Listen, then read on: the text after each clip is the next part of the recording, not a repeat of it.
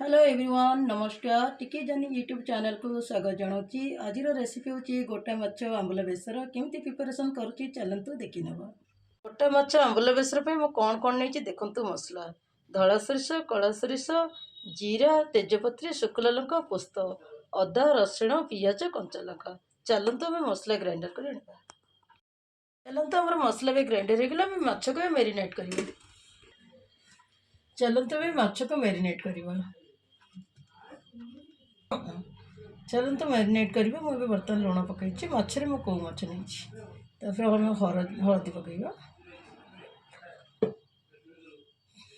आम लेंबू भी दबा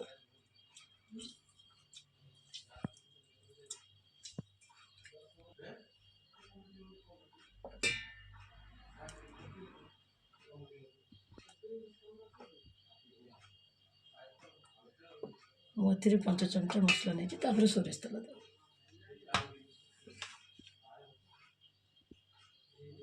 अल्प सोरिष तेल दबा बर्तमान माछ सब जाक हमें गोड़ेगा भल भाव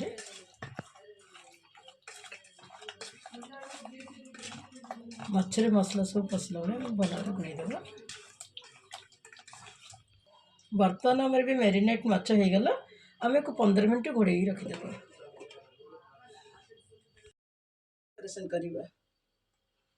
मुझे मस्टर्ड ऑयल नहीं एटा पान मधुरी नहीं सहित जीरा सोरिष नहीं पहुँचे नहीं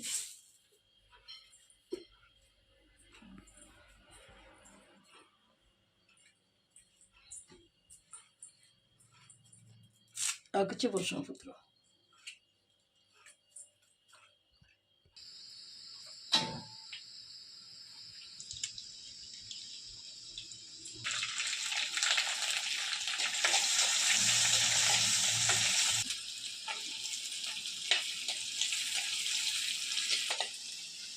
बर्तमान हमारे सब कजड़ा भाजी गला माछ पकड़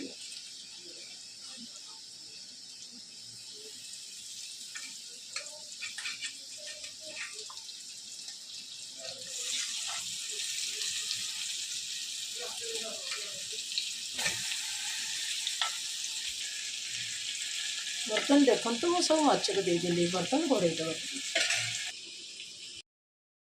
बर्तमान आम टिके पानी दबा मुझे आंबुल देख देखो तो ये आंबुल बेसर पे आंबुल कौन सी टमाटो यूज करनी आमुटे आंबुल बेसर पे आंबुल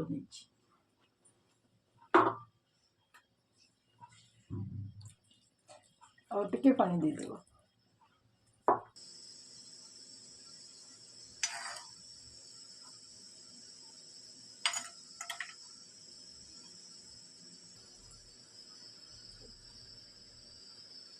देखो तो आम फाइनाल बसई देली बर्तमान टे फुटे छाड़ा 10-15 मिनट कम सीझा छाड़ा।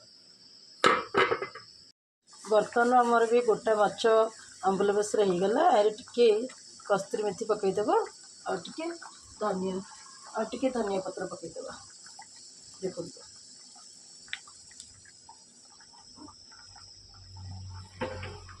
टे घोड़ेदेव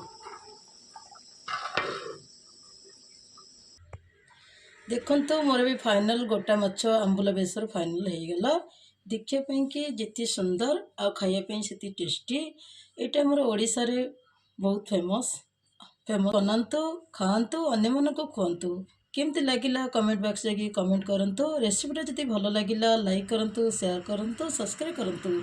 आपण माने मो वीडियोटा देखिथिबारु आपण मानकु बहुत बहुत धन्यवाद। रहिले नमस्कार।